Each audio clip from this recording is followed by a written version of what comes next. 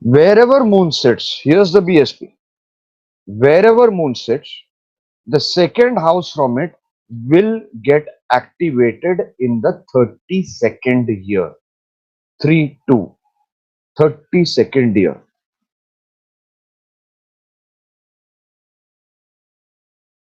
I selected moon today. I was trying to go Mhm. through our computer here and see what to do. So the BSP that I'm going to talk about is about moon, and normally what we do in our traditional astrology, what we do is we only look at the placement of a planet, and where BSPs go forward is, I think there is a shloka in Brihad Parashara Hora Shastra where, or if you look at Ashtag Varga, the Rishi is giving, if a planet is sitting here, what is the point it is giving in the next house? What is the point it is giving in the next house? What is the point in the next? Now that's the biggest clue that I feel we haven't caught till date, you know.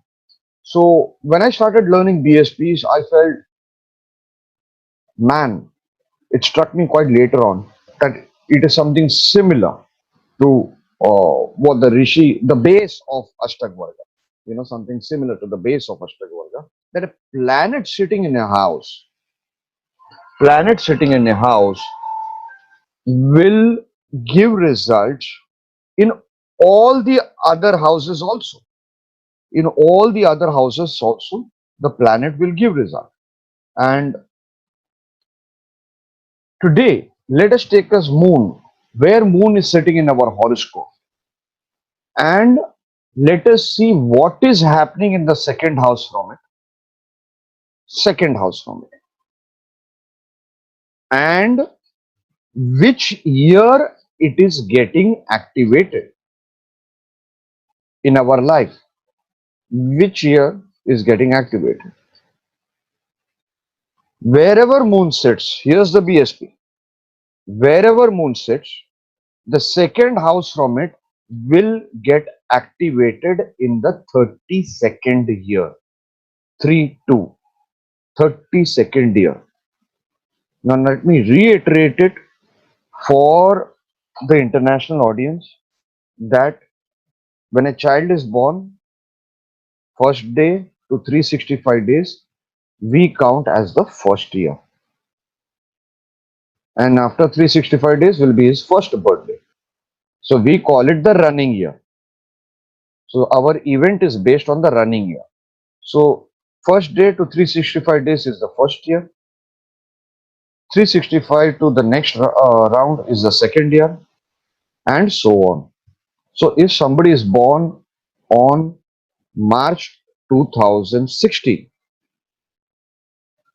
so the first year will be from March 2016 to March 2017. That is how the calculation is, pretty simple. So suppose somebody is born on March 2000. So the 32nd year will be March 2031 to March 2032. I hope it is crystal clear to everybody. Anyway, let's take some example charts, and I will obviously start with the most famous chart in India, which is of Amitabh Bachchan. I know everybody gets bored with this chart or Indira Gandhi's chart or Rajiv Gandhi's chart, but for us, it's not the personality, it is a horoscope which is probably verified and rectified and accepted by most of the astrologers. We are behind the principle of astrology and not the horoscope. Okay, moon here is in the ninth house of Bhagya, but this moon is the sixth law. So we might tend to think that, hey, it is sixth lord, it struggles, it's fighting, you know, things are not going to go down well for this man. But sixth lord is the lord of pending karma. You can very easily test this. Wherever your sixth lord is sitting in your horoscope, that house will show some serious pending karma, or where the dispositor of that goes. It will show that. I've revealed this, I think, in editorial 3 or 4 or 5. I've shown it on a couple of example charts. There are many techniques to find out when one's pending karma, not just one technique. You have to integrate all that and come to a conclusion. Okay. And if somebody tries to tell you that there is no such thing as pending karma, he or she is not understanding in more detail our base of our Indian astrology, which is karma theory. Anyways, what would have happened to this man in the 32nd year? Sometimes the planets do not give the result exactly on that particular year. It will give 2-3 months before, or the the seed will come 2-3 months before, and the result, the real recognition, will come in the particular year. Okay, and vice versa, it happens. Anyway, let's see what happened here. Okay, now can everybody read this? Moon is in the ninth house. Nitin, can you see the Nitin? Can you see the notepad file? Uh, I can't see the notepad file, but I can see the chart, South Indian and North Indian side in the on the left side, right side of the screen. But in between, I have a grayscale. What should I say? Uh, a screen is covered. Okay, wait a second. Wait a second. Uh, Okay. There seems to be some problem with the notepad file, but anyway, I will read it out for everybody. Okay. Thank you. Thank you. So let us take it logically. Moon is in the ninth house. The second house from it is the 10th house. 10th house of recognition, 10th house of career. So some event concerning this should happen in the 32nd year. And the sign over there is Scorpio. The sign over there is Scorpio. Scorpio is the sign of transformation. Also, Scorpio is the sign of reversals. So, whatever is in this person's life can have a sudden reversal. Always remember, 8th house is darkness. Scorpio is the Naisargik 8th house. So, there can be sudden reversals here. So, what happened is 5 months before his birthday is in October, if I remember well, 2nd October, 11th October. 2nd October is Gandhiji. Okay. So, 5 months before his birthday, the movie Zanjeer was released.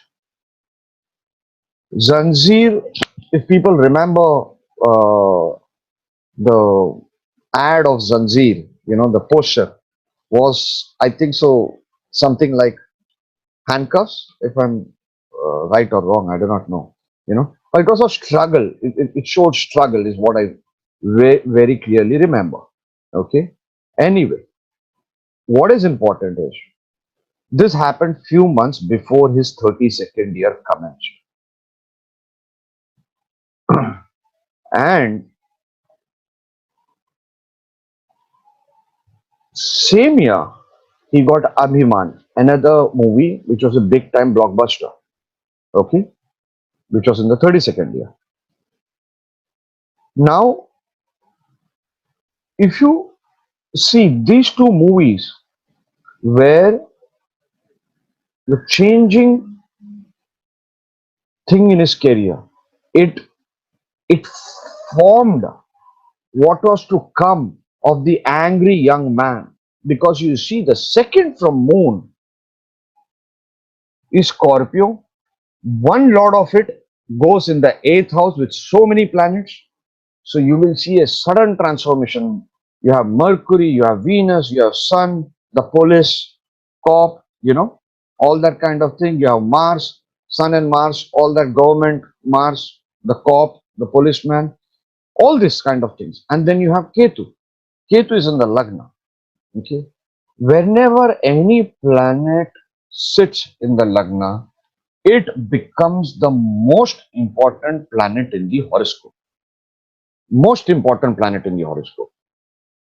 We normally forget this point as we progress in our Jyotish. It's not that we don't know, all of us know it, but we forget this point, you know. Anyway, let us take, I have 3, 4 example charts. Then I would like to invite some of the viewers to share their experience with this technique. I'll repeat the technique. Wherever moon sits in the 32nd year, it will activate the second house from it. Okay. Let us take another chart. Okay. Here, it's a Libra ascendant. It's a Libra ascendant, and you have moon in the 5th house in a sign of Saturn and Rahu. Co-lord is Rahu. Okay. Second from it is the 6th house. Now, 6th house is the house of court cases, diseases, all these kind of things, struggles, problems in life. Okay. 5th house, somewhere down the line, comes to your reputation. It comes to your reputation. 5th house, moon, is bringing that energy in the 6th house. What is moon representing here? Moon is colored with Saturn and Rahu. Saturn, which is retrograde in Scorpio sign. Okay. And Saturn is not aspecting the second house from moon unless you take the trinal aspect, which, if I remember well, Parashar Rishi has given 50% aspect to it. Anyway, forget that. Okay. Let us see what happened in the life of this native.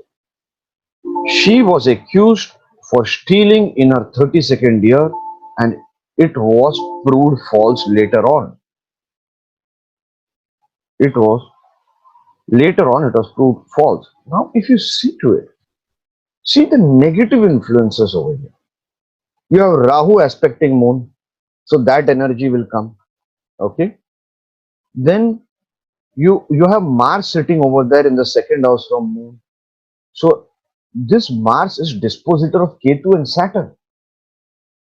So you have so many things happening. The saving grace, yes, one can call it is Jupiter aspecting the second house from moon. Okay. So she was accused of stealing in her 32nd year, and later it was proven that she did not steal.